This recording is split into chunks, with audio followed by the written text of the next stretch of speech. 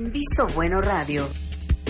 Qué bueno que sigue con nosotros, son las 8 de la noche con 39 minutos, nuestras líneas de contacto 107-0523, 107-0523. Ahora decíamos, ¿quién está detrás de Peña Nieto? ¿Quién está detrás de Josefina Vázquez Mota? ¿Quién atrás de Andrés Manuel López Obrador? Porque hoy Andrés Manuel López Obrador ya ha mencionado a quién va a traer en su gabinete, ahí no hay dudas, ¿eh? Hasta el director de Pemex. Hasta el director de Pemex, Cuauhtémoc Cárdenas, que a mí en lo personal no me disgusta, ¿eh? ¿Por qué? Porque es uno de los que más conoce realmente de la estructura. Quién sabe cómo va a actuar, ¿no? Pero la verdad es que muy bien. Pero, por ejemplo, al lado de Peña Nieto está un hombre que está súper preparado en cuestiones de finanzas. Si alguno tiene duda de quién va a ser el secretario, en caso de que ganara Peña Nieto, quién va a ser el secretario de Hacienda, pues Luis Videgaray. ¿Por qué? Pues porque es el que ha estado funcionando. Pero no me crean a mí, sino Pepe, ¿por qué no vas a conocer lo del Wall Street Journal, ¿no? Hoy se publica un artículo muy interesante en The Wall Street Journal en el que llama mucho la atención, ¿eh? Se habla del hombre detrás de Peña Nieto y, bueno, hacen una reflexión sobre la carrera política y la preparación de Luis Videgaray, que causó buena impresión cuando fue el año pasado, a finales del año pasado, a la Bolsa de Valores de Nueva York.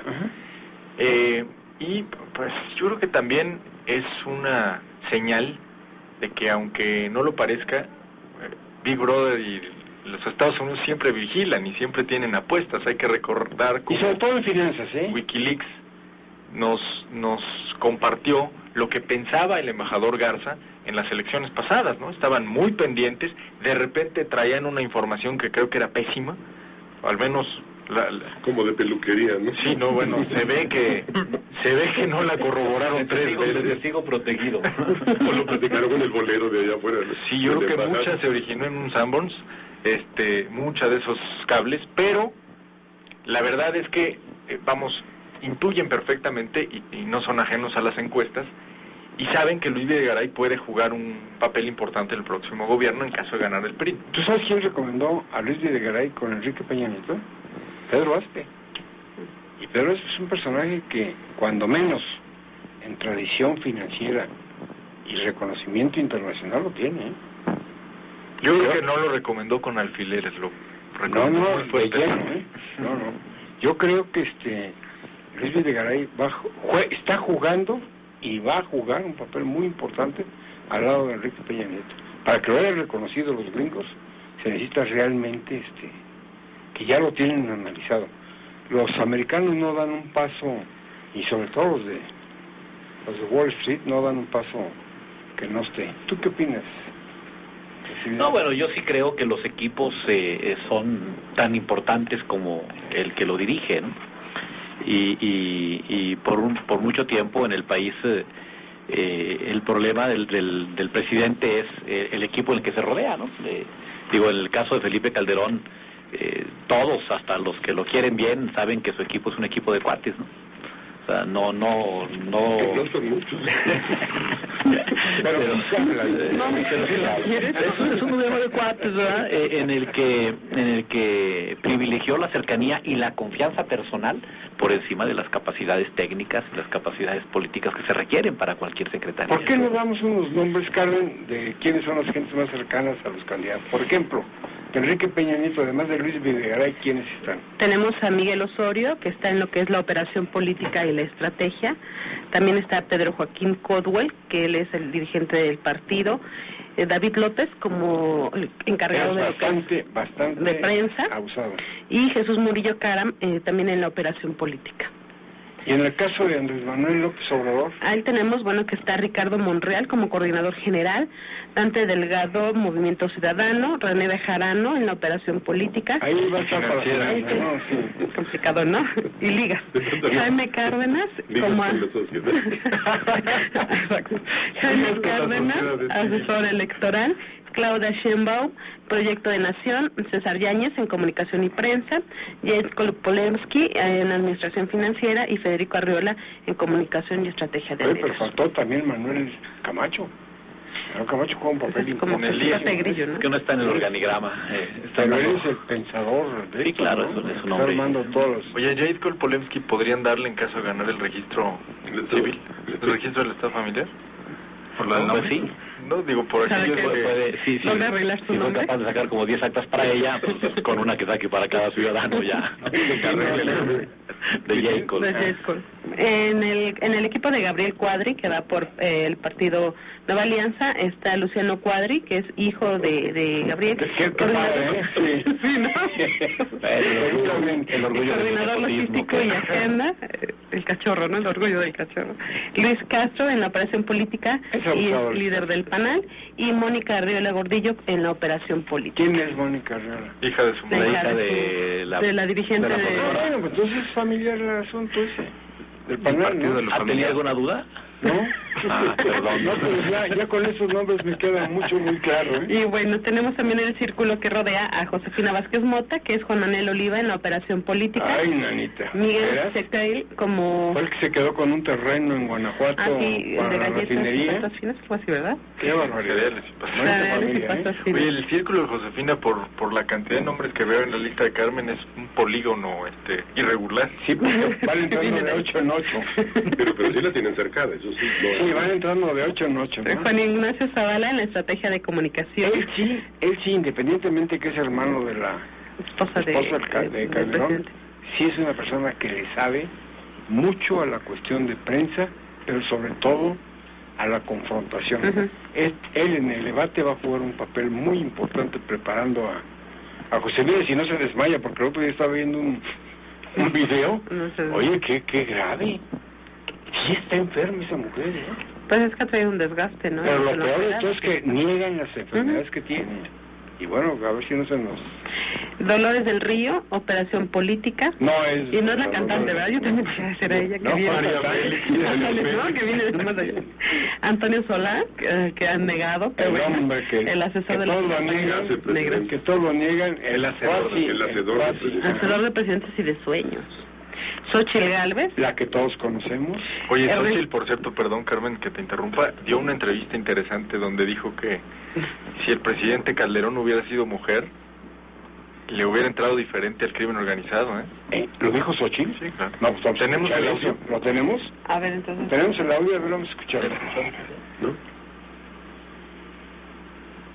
Pero yo le quiero que se platique.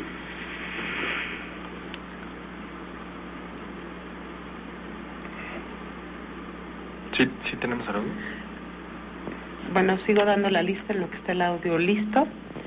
Está también Ernesto Rufo como asesor. Julio Di Bella con estrategia y comunicación. Él fue el director de Canal 11, ¿no? Ujú. Julio. Rafael Jiménez en imagen, investigación, El estudios, encuestador de presidencia. propuesta y comunicación y mensaje.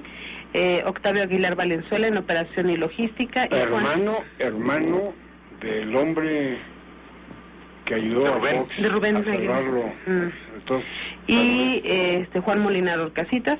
De Javier Aguirre. ¿en serio que Rosa. Juan Molinar lo tienen metido en el grupo En su cercano a... círculo, claro, en su círculo. No, pues estamos fritos. Pero bueno, ya tenemos el audio de Ya, su a ver, vamos a escucharlo porque escucharlo, a ver está- qué dijo. está- Sensibilidad de las labores diarias como mamá, como esposas.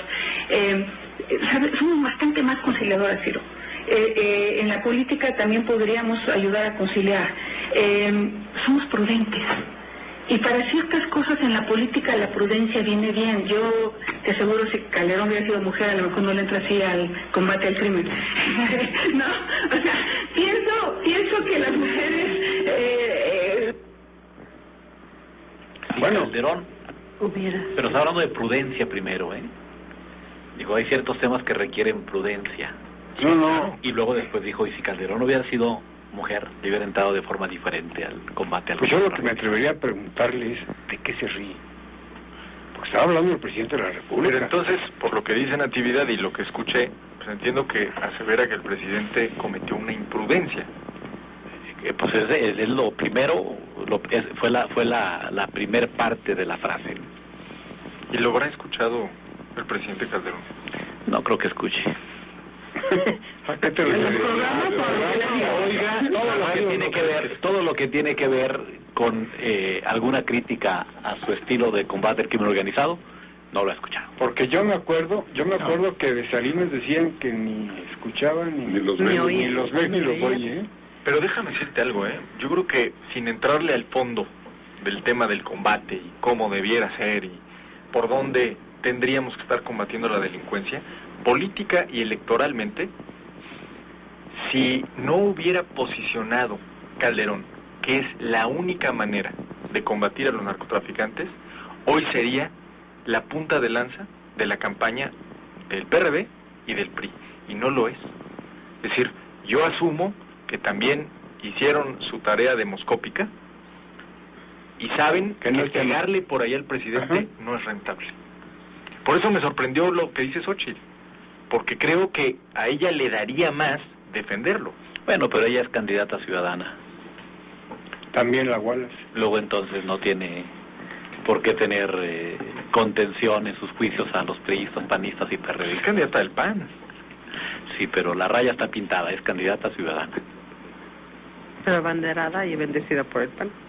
Ahora, para candidaturas ciudadanas yo creo que ya poco a poco se ha abierto un espacio y falta la ley reglamentaria para que dentro de pocos años pues podamos ver ya el ejercicio en la práctica. Pero de verdaderos ciudadanos, de verdaderos que van a la... Pero hoy el vehículo son los partidos políticos. Sí. A mí sí me parece, vamos, por decirlo menos mezquino, que un partido político te permita competir, pero digas que no tienes ningún compromiso, ya sea con su ideario, con su bandera, con lo que defienden, con su presidente, con su candidata.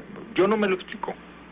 Pero, bueno, ya veremos si la dinámica con las candidaturas ciudadanas cambia, ¿no? Está peor que cuando lleguen luego digan, bueno, yo soy candidato independiente.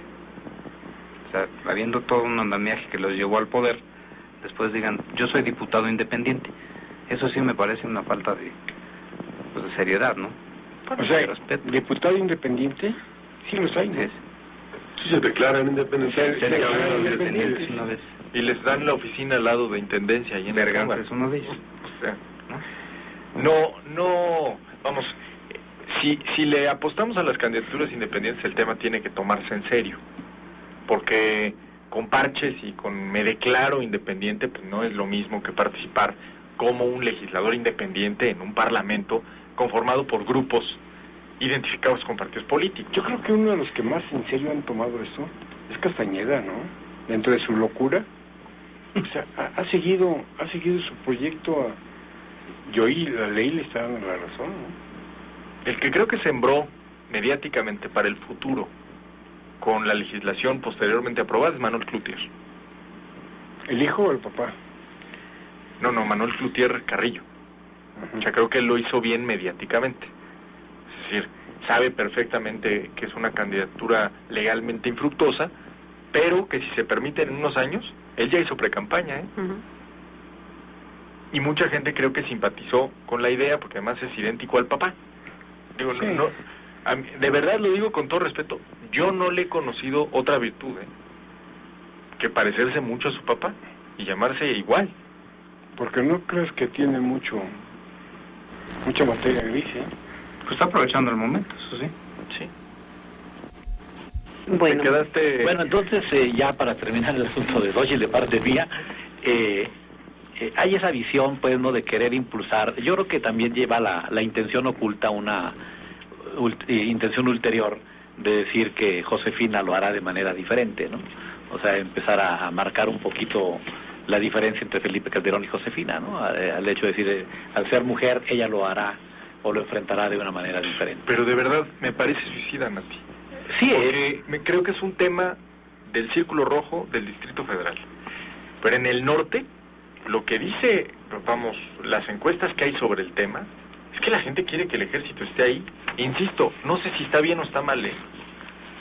Yo creo que ese es otro tema y otra Sí, discusión. sería cuestión de sondeo. Pero en términos de rentabilidad electoral, donde el PAN más tendría que cuidar a sus votantes es en el norte y en el Bajío y hacia el occidente. Ahí está la única oportunidad que tiene de no desbarrancarse el día de la elección. Entonces decir o jugar o coquetear con la idea de regresar al ejército a los cuarteles es un tiro en el pie. no, ya está Eso que Peña lo diga López Nieto, Obrador. ya está Peña Nieto dijo en varios lugares del país, ¿no?, que el ejército va a seguir en las calles y poner varios requisitos, suficientes requisitos para no sacarlos en 6 años. Su opinión es muy válida, licenciado. No, pues es que Calderón apostó al este manejo tramposo, porque es un manejo tramposo, de pretender que él, por encima de quienes le recomendaban o le no hacerlo, o le criticaban por haber hecho el haber atacado al narcotráfico, o sea, aquí él se blindó sobre la parte de que lo que se critica es el método, no la acción en lo particular, y se quedó con la primera acción, y mucha gente a nivel popular dice eso, no, es que qué bueno que le entró, y hay que seguir con esa posición, sí, pero esa no es la discusión. El único que dice que no hay que entrarle es Fox, que dice que hay que hacer un pacto con ellos y firmar la pipa de la paz y demás, amnistía, pero incluso amnistía. O sea, el común la queja era de que el método no era el apropiado, definitivamente. Sin embargo, sí lo trabajó y lo remachacó hasta el cansancio y le funcionó, ¿eh? Mucha gente está metida. No, porque es pintoresco, ¿no? Ya lo vio jugando béisbol. No. Ahora, ha sido que le fue en este discurso inocente, porque yo recuerdo cuando tomó protesta, cuando se fue al Auditorio Nacional a dar un discurso, y mencionó, y aquellos que se han portado mal, le vamos a pedir que se porten bien, ¿no? Porque vamos a atacarlos, vamos a confrontarlos. O sea, sí cree en esa, por lo menos lo ha manifestado 2 veces, ¿no? Como presidente y como expresidente, en esa idea de que los delincuentes pueden cambiar por una petición a su conciencia, ¿no? Pero fíjate, hace unos años, pienso en 1 o 2 años, yo creí equivocadamente que la elección del 2012 iba a ser casi plebiscitaria en el tema de la guerra contra el narco. Sí, creí que iba a ser el tema que marcaría la decisión de los votantes en las urnas. Me equivoqué, porque no es el tema, ¿eh? Yo creo que ahí hay un consenso generalizado hasta de los que se oponen políticamente por encuestas. Es decir, yo no conozco una decisión que haya tomado Enrique Peña Nieto que no haya sido evaluada en función de un análisis cuantitativo de cómo anda la percepción sobre el tema. Y si no se han metido en el tema de la guerra contra el narco es porque no es rentable. Entonces, la gran pregunta es, hoy precisamente por la tarde dijo el presidente Calderón que no hay alternativa, para enfrentar al crimen. Y yo creo que ¿cómo no hay alternativa? No, así dijo el presidente, que no hay alternativa. Que no hay otra alternativa. Que no hay otra alternativa, que no hay alternativa, más que su política de enfrentar al crimen y la forma en la que lo enfrenta. Y yo creo que eso nos regresa a lo que decía Juan Manuel Sepúlveda, que es un poco regresando al tema de Moreira. Podemos presumir la infraestructura, los puentes y la obra, ¿no? Y el combate a la pobreza y las aulas y el equipamiento médico. El problema es que te costó 34,000 millones de pesos. Yo creo que un poco pasa lo mismo en el tema de la estrategia federal antinarco. Nadie cuestiona el hecho de que se combata la criminalidad. Eso, creo que ofende a la inteligencia de todos. Nadie lo plantea. La pregunta es ¿cómo? ¿Cómo se ha hecho? Yo creo que es una mala señal, y yo creo que sí es contradictorio, que hace apenas unos días, y de muy bajo perfil, se presentaron los protocolos para todas las instituciones públicas de seguridad y de justicia que combaten a la criminalidad. Y la pregunta de veras elemental, yo creo que un niño de primaria se estaría preguntando lo mismo, es ¿y qué no iba primero el protocolo? Se va a enojar la profesora Gordillo porque ese es su eslogan, ¿eh? Pues yo creo que también podría ahí coartar de alguna manera, pero ¿qué no tendría que haber sido el protocolo hace unos años, cuando se decidió enfrentar así a la criminalidad? Carmen. Son las 8 de la noche con 58 minutos. Vamos a hacer una pausa y regresamos a esta mesa de diálogo y análisis de Visto Bueno, hoy en su 3er aniversario. No se desconecte de Visto Bueno Radio. Hacemos un corte y regresamos a radio. Con nosotros son las 8 de la noche con 59 minutos. Agradecemos a Cuauhtémoc Ochoa. Muchísimas gracias, manda una felicitación por los 3 años del programa. Gracias y saludos. Y no queremos vales. Líneas de contacto 107-0523 y 107-0523. Y bueno, pues todo lo que hemos estado platicando en esta primera parte, nos encontramos con que las consecuencias, y por eso es que no debe haber sorpresas, es que las encuestas están como están. A mí me llamó mucho la atención la otra vez que nos platicaste, Natividad, sobre la encuesta esa que salió, en donde todos eran negativos del PRI, pero la gente votaba por el PRI. ¿Cómo está eso? A ver, platícanos aquí a nuestro auditorio. Bueno, lo compartimos nuevamente, ¿no? Sí, Fue una encuesta que hace Buendía y Laredo, y cuando pregunta al futuro, ¿no? A los encuestados, ¿con qué partido cree que habrá más corrupción? Y el PRI saca el primer lugar contundente. Pregunta con qué partido cree que se pueda pactar con el narco, quién se atrevería a pactar con el narco, y los votantes probables dicen que el PRI. ¿Qué partido sería más irresponsable en el manejo de la deuda? Y dicen que el PRI. ¿Qué partido generaría más inflación? Y dicen que el PRI. O sea, casi esas son las preguntas que recuerdo. Pero el ciudadano está consciente de que es un riesgo enorme votar por el PRI. Pero luego cuando les preguntan, ¿y por quién votará?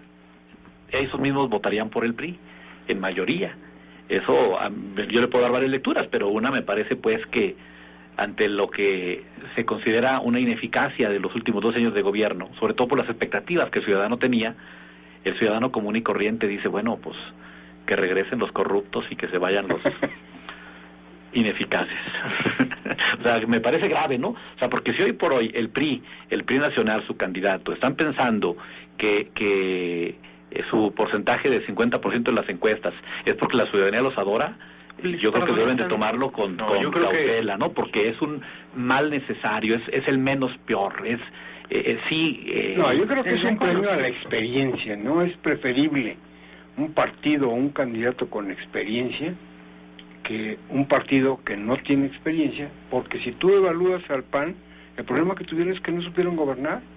El propio Fox cuando llegó con unos altos niveles de popularidad y a la hora de la hora se desinfló. Yo creo que sí es un problema de expectativas, como dice Natividad. Es decir, lo mínimo es que cambiaran las formas, lo mejor que se esperaba es que cambiara el fondo, no cambiaron ni las formas ni el fondo. Entonces, hoy no es casual. Yo creo que la elección de 2012 no puede entenderse para quien resulte ganador como un cheque en blanco, ¿no? Porque los últimos 12 años no han sido los mejores y no han estado a la altura. Y mucho menos para el PRI si gana, ¿eh? Claro que no, porque además, y yo por ahí lo escribí ayer, el PRI no va a regresar al país que conoce. O sea, va a regresar a un país diferente, a una ciudadanía mucho más inquisitiva, a unos medios más libres, con todos los asegúnes que quieran, pero mejores mecanismos para transparentar el gasto, para fiscalizar la función pública. Es decir, el PRI puede regresar idéntico, pero el país ya es otro. Entonces, no es el país el que tendrá que adaptarse a las formas del PRI, es el PRI el que tendrá que adaptarse a las formas del país que va a conocer en caso de que gane el próximo julio, ¿no? Lo demás sería una tragedia. Luis, sí, digo, en términos de concepto como partido, pues yo creo que es también aventurado. Recordemos la historia de Zedillo, ¿no? Zedillo no gobernó con el PRI. Zedillo gobernó con un equipo con un grupo de neoliberales que, bueno, yo creo que lo último que tomó en cuenta fue al PRI. El PRI como esencia, o como cualquier otro partido, pues tiene otras esencias, tiene otras ideologías que, en teoría, pues ninguna es mala, ¿no? Entonces, pues, también hay que ver hasta dónde puede un nuevo gobernante llegar con precisamente acompañado de esa ideología, y si esa ideología, si fuera el caso de Peña Nieto, esa ideología está vigente también para gobernar un país nuevo, ¿no? Pero yo creo que, fuera de lo político, que tengo mis dudas, yo creo que Zedillo la economía lo dejó como para que vinieran 12 años y no nos cargara pipas como podría haber sucedido, ¿eh? Si es todo lo que ha sucedido para bien de la economía, o para cuando menos aguantar la economía, fue lo que dejó Zedillo. Sí, y en un país, en ese momento, en ese contexto, un país también diferente, ¿no? Para usar la autonomía del Banco de México, ¿no? Sí, claro. Bueno, ya el licenciado Sepúlveda ya quiere hablar, porque ya se puso... No. Vaya, yo creo que en general hay, a nivel Iberoamérica, un desánimo, una decepción por la democracia. ¿Por qué? Porque, bueno, en primer lugar, pues los los grupos de poder, los poderes fácticos, bueno, pues se encargan permanentemente de estar trabajando esta idea. Las cadenas de televisión, bueno, pues se dedican a estar golpeando, a hacer programas de burla, de crítica, incluso totalmente irracionales, pero que va caminando por ahí. Y luego, bueno, pues se nos ha descompuesto la economía, se nos ha descompuesto, tenemos una triple crisis social, política y económica, las tres, algunos como procesos que ya traíamos arrastrando desde antes, y con el caso clásico, ¿no? Me lo dejaron con alfileres, pues sí, pero tú le quitaste los alfileres, así es. Y entonces va para abajo. Entonces, bueno, es entendible. Y máxime, bueno, al momento de que la crisis está pegando en el bolsillo, en la seguridad, cuestiones tan grandes, se adopta una actitud casi de náufrago. O sea, al náufrago no le pregunten qué modelo de barco quiere. Quiere que la primera tabla que pasa por ahí se agarra, con que me saque a flote. Con esto la libro. Entonces yo creo que esa es la medida. Ahora, yo sí estoy de acuerdo. El compromiso que va a adquirir el PRI si gana es un compromiso muy elevado. Mucho. La línea está muy arriba, porque al día siguiente se acaba la luna de miel, O sea, muy bien en campaña, comparado con los otros, sí, pero a la hora que empiece el gobierno a funcionar como tal, le van a empezar a exigir desde el primer día. Y entonces ahí sí, razón de más, a todo lo que sirvió de apoyo, de que tú que tienes experiencia, tú que le sabes, si no lo haces bien, o sea, es doblemente grave, porque tú sabiendo hacerlo, no lo estás haciendo. Yo creo que puede haber ahí un problema grave. El PRI yo creo que sí está preparado porque tiene mucha experiencia. ¿Cómo lo va a hacer? ¿Quién sabe? ¿Qué tan profundamente grave está el país? Pues no lo sabemos exactamente porque no se pueden... Bueno, mira, yo ahí sí soy muy optimista. A lo mejor iluso, pero muy optimista. En otros momentos de cambio sexenal, pues crisis financiera segura, ¿no? Es decir, si algo era seguro, era la crisis o la incertidumbre o la volatilidad del tipo de cambio.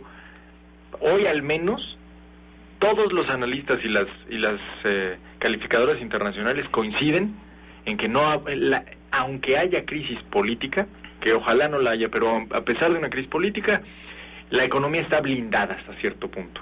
Y eso no es medalla del PAN ni del PRI, es un cambio gradual e institucional de los últimos 30, 35 años.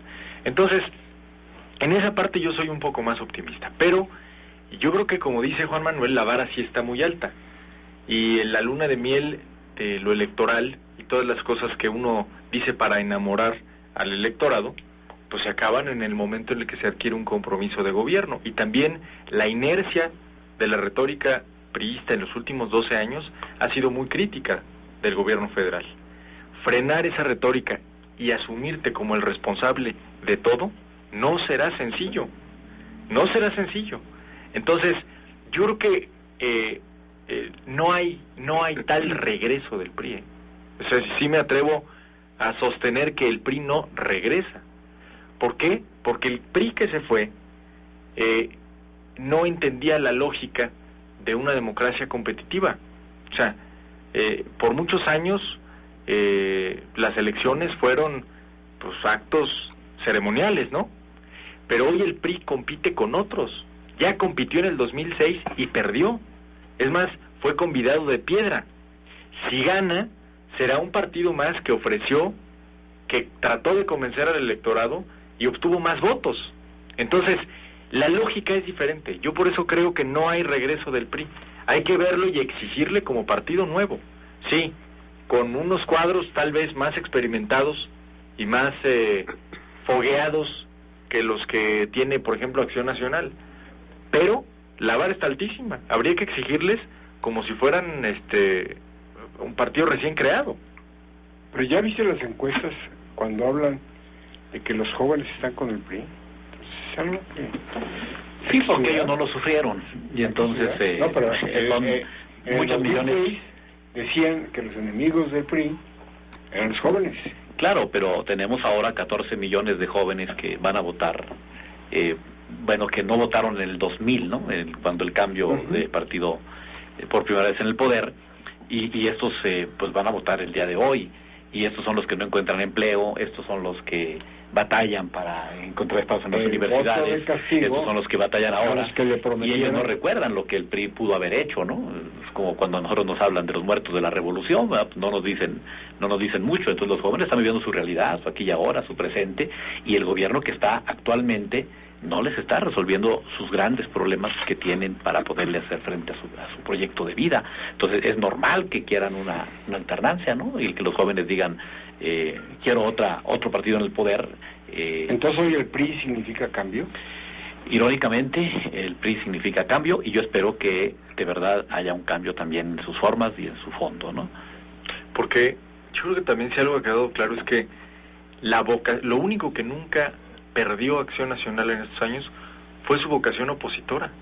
Yo nunca vi al PAN asumirse como es decir, con una identificación con la responsabilidad de gobernar.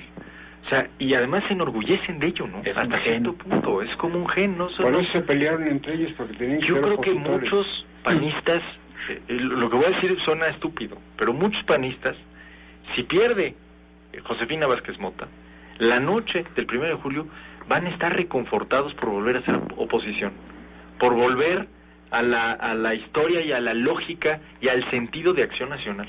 Entonces, aguas por el PRI, porque sí saben ser oposición, no supieron ser gobierno, pero oposición sí saben. Y bueno, y también hay que contar que la infraestructura humana que tiene el PRI, pues sí, no tiene comparación. O sea, el PRI tiene gente muy talentosa, tenemos con mucho colmillo, ¿no? Tenemos algunos otros personajes muy discutibles, pero sí hay gente de muy buen nivel.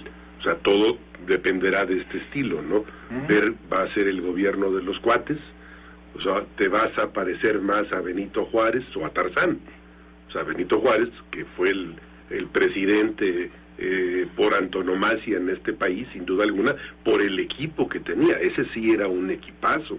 Tenía a los mejores hombres en los puestos más importantes, o va a estar rodeado de los aduladores, de los amigos y demás, y ahí se va a marcar la historia del país. No se puede darse el lujo, Peña Nieto, en caso de llegar, de darse ese lujo que usted dice. Yo espero, pero... Bueno, la decisión de que Erubiel fuera candidato habla un poco en ese sentido. De un probablemente por cercanía, por tradición, por linaje, ¿no?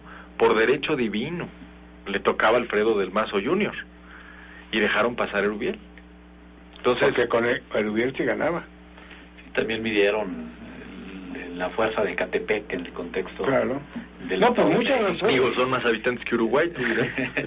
Por muchas razones, pero sí reaccionó pensando en que era mejor el seguro que uno que pudiera ser su amigo y que después no lo ganara.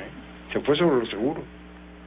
Ahora, qué ironía que hace rato que decían del equipo de amigos del presidente Calderón. Recordaba también esa carta de Castillo Peraza, ¿no? Donde le decía que era demasiado desconfiado hasta de su sombra y que no delegaba y que parecía Atlas queriendo cargar siempre al mundo. ¿De qué sirve tener un gabinete de amigos si no confías en ellos? Bueno, él decía que necesitaba tener amigos para confiar en ellos. Pero en la práctica como dice el dicho, es más fácil hacer a un buen funcionario público tu amigo que a un amigo un buen funcionario público, ¿no? Yo creo que es lo correcto, porque además es gente cercana al presidente. Su gabinete es la gente más cercana al presidente. Y tiene las capacitaciones, tiene las competencias técnicas que requiere el puesto. Pero por eso, a los que vaya escogiendo, los tiene que ser muy cercanos, tiene que tener una confianza absoluta en ellos. Si fallan, igualmente los debe quitar. Ahora, también tiene que ver con quién se junta uno, ¿no? ¿Qué tipo de amigos tiene? Claro. Si frecuenta uno las cantinas, los amigos no van a ser muy presentables. También habría que ver eso, ¿no? Sí. Porque, esta es una discusión ya de hace mucho tiempo, de que si hay que gobernar con los mejores o con los amigos. Yo creo que siempre se van por los amigos y es el peor error, porque se pierde hasta los amigos. O sea, no nomás no cumplen con el trabajo, sino terminan hasta dándole, ¿cómo se llama?, en la torre a la amistad. Yo sí creo que el político moderno tiene que aprender a trabajar con gente que no sean sus amigos. Al contrario, yo creo que dentro al seno de un gobierno debe haber una sana distancia entre ellos, entre los funcionarios, y que eso es lo que genera una forma más eficaz de hacer las cosas, porque si todos son cuates, todos se emborrachan juntos, todos son, ¿cómo se llama?, verdaderamente amigos, pues digo, así no se avanza. O sea, se camina muy bien en un club social, pero no en un gobierno. En un gobierno tiene que haber crítica, tiene que haber opiniones encontradas, tiene que haber visiones diferentes para poder encontrar eso, porque eso de que se levanta el señor y dice, vamos a hacer una calle aquí en medio y todos, ¡bravo! Pues digo, habrá que oír a los positivos, a los negativos y a todos para poder tener... Pero tomando en mejores... cuenta eso, yo creo que entonces el que mejor está actuando es AMLO. Pues está diciendo los nombres. Yo creo que sí. Ya sabemos quién va a ser el secretario de Gobernación, ya sabemos quién va a ser el secretario de Salud, quién va a ser el secretario de Educación Eso Pública. Sí son compromisos. O sea, no de que ahí vamos a ver lo de la justicia. No, son compromisos de veras. Esos son compromisos de veras. Sí, claro. O sea, si yo llego, va a estar esta persona. Yo creo que sería muy sano en este país que nos fueran diciendo todos los candidatos en quién está pensando. Porque lo otro, insisto, es caer en el botín de guerra. Vamos todos a hacer las Américas, ¿cómo se llama? Y luego nos repartimos a los indios y al oro, todo lo que encontremos, ¿no? Pepe. Creo que me va... Le voy a la guillotina, entonces me dan 2 minutos. Bueno. Nada más ahí apuntar que también ahí tendría que jugar un papel mucho más activo y participativo la ciudadanía, ¿no? No le van a contestar lo que no pregunte. Entonces, si hoy revisamos un texto muy interesante de Silva Herzog Márquez en el periódico Reforma, habla de que, como nunca antes en las campañas políticas en México, se ha comprobado que todo se les deja a los políticos, y hace una severa crítica al periodismo. Y incluso cita a aquel corresponsal de The Economist que dijo que el periodismo en México consiste en encontrar la mayor cantidad de sinónimos de aseveró, subrayó, enfatizó, argumentó, ¿no? ¿Por qué? Porque nos quedamos con todo lo que dicen los políticos, no con lo que hacen los políticos. Entonces, creo que así como hay una severa crítica al periodismo por que no está haciendo las preguntas necesarias a todos los candidatos, no está haciendo las preguntas pertinentes, las preguntas de fondo, pues creo que también los ciudadanos estábamos viendo esta elección como se ve pasar un tren, es decir, como que no tenemos nada que ver o no nos incumbe. Y después nos preguntamos 6 años por qué las decisiones públicas se toman como se toman. Yo nada más recuerdo que hace 6 años el tema del combate al crimen organizado jamás apareció en las contiendas electorales. Y precisamente porque no apareció, es que la decisión pudo tomarse de forma unilateral y citando a Xóchitl Gálvez imprudentemente. Vamos a hacer una pausa, son las 9 de la noche con 18 minutos. Recuerden nuestras líneas de contacto 107-0523, 107-0526. Regresamos. No se desconecte de Visto Bueno Radio. Hacemos un corte y regresamos. Bueno Radio. Sí, con nosotros son las 8 de la noche con 20 minutos. Y bueno, pues hoy fue un día de encuestas, salió Gea Isa con su tracking diario, pero también parametría, ¿no? Sí. Y también salió Roberto Gil, el coordinador general de la campaña de Josefina, y dice, nuestras encuestas nos colocan a un dígito de Peña Nieto. Pero ya resolvió el algoritmo matemático el licenciado Sepúlveda. ¿Por qué? El problema es el primer dígito, es el de las decimales, de los 40 y tantos. Pues aquí él dice que están abajo ya en un dígito. Vamos a hablar de la encuesta de parametría, ¿cómo la ven? Pues sí, realmente se mantiene la tendencia, no se mueve gran cosa. A unos días del debate, ¿eh? A unos días del debate y a solo 60 días de la elección, la coalición que encabeza Enrique Peña Nieto se mantiene en 49%, Josefina Vázquez Mota en 26%, y la coalición que encabeza Andrés Manuel López Obrador 24%. O sea, López Obrador y están en el rango del margen de error. Realmente están en un empate técnico, ¿no? Están en un empate técnico y la más cercana está a 23 puntos del puntero, que traducido en números, en una elección donde acudan a votar aproximadamente 45 millones de electores, estamos hablando de una diferencia de 10 millones de votos.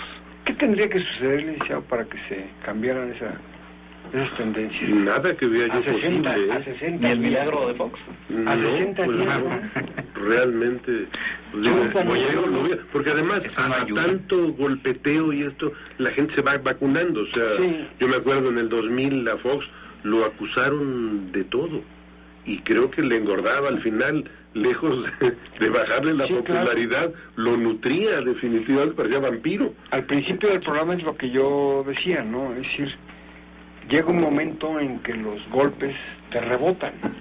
La guerra sucia o de contraste tampoco causa lo que originalmente podría haber sido. Ya en las encuestas no se ha reflejado algún beneficio de la guerra de contraste. Al contrario, lo que pasó es que quien le encabezó los votos indecisos que han tomado ya definición se fueron con Andrés Manuel.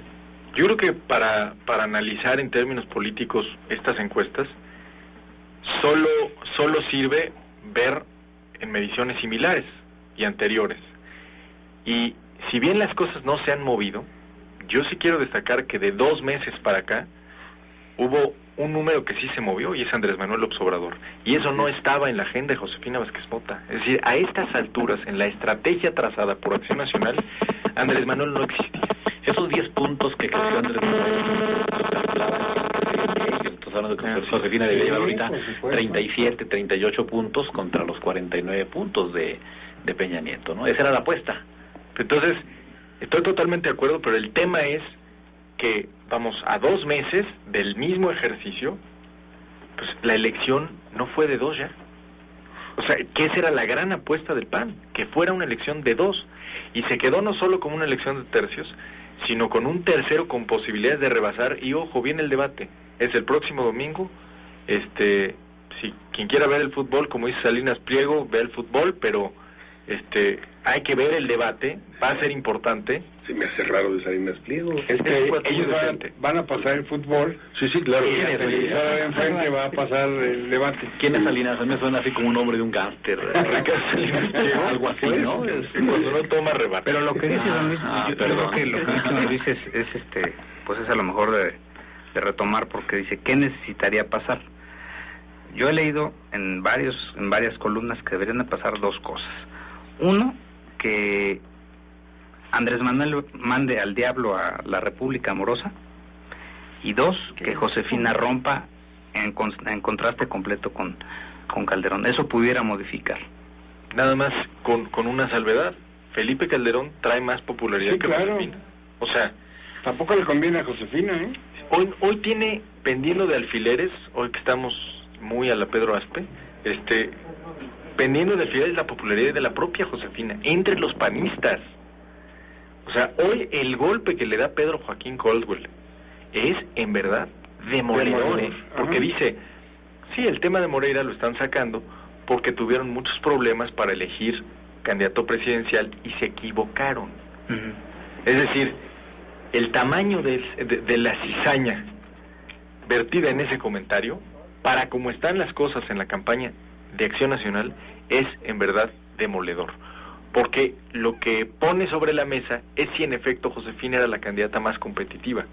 Digo, viendo a Ernesto Cordero de Santiago Krill, yo creo que sí, pero la candidata que Acción Nacional debió poner a la cabeza de un tercer sexenio blanquiazul, ahí es donde deja dudas, ¿no? Estaba muy chiquita. Yo diría, en el caso de divorcio, el problema es que aquí el marido se lleva a los niños, No le conviene en ese divorcio. Yo creo que quien saldría perdiendo sería Josefina. Yo creo que Felipe Calderón ya perdió los incentivos para meterse en la campaña.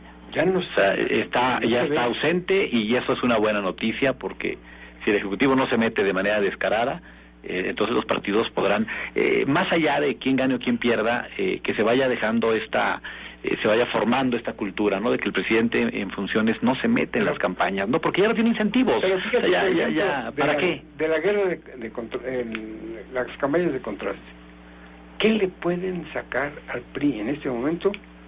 Moreira, ya lo sacaron. Tomás Yarrington, ya lo sacaron. Ya están en el reciclaje. No, pero en las encuestas los ciudadanos dicen que ya saben que así son. Sí. Entonces, ese es el problema. El porcentaje no va a pasar de lo que ya está marcado. ¿Cuántos puntos pueden perder en el debate con todo el control que trae ese debate? Porque no va a ser muy abierto. ¿Cuántos? Yo que fuera como en feria Peña Nieto.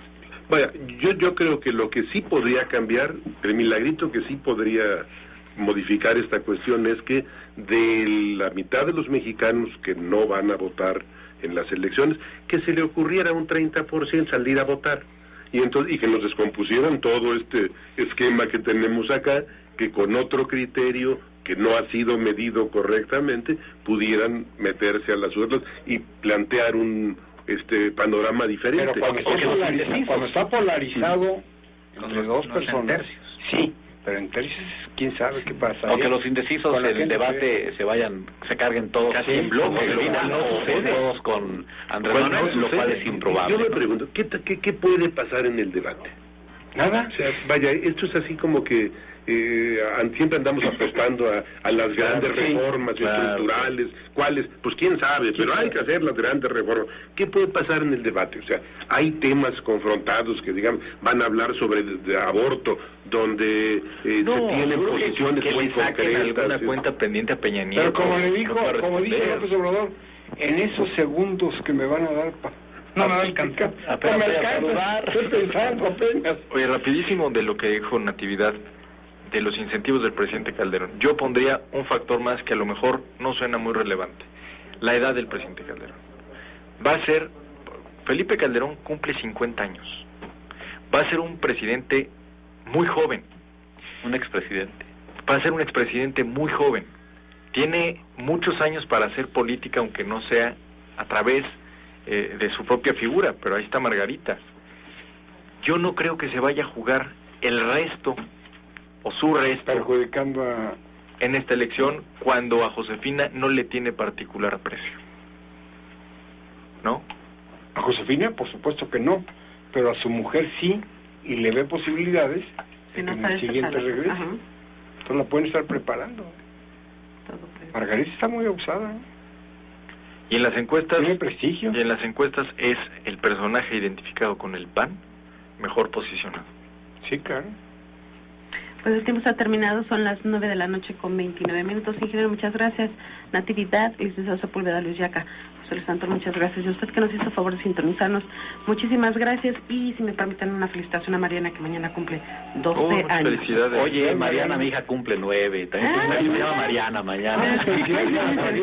Pero bueno, pues muchas felicidades. Y a usted que nos hizo favor de sintonizarnos hoy y estarnos acompañando estos 3 años, pues muchísimas gracias. Seguimos trabajando justamente. Y nuestro agradecimiento a Alejandro Wong por el pastel, ¿no? Seguramente, sí, ya salgamos. Muchas gracias, excelente inicio de semana.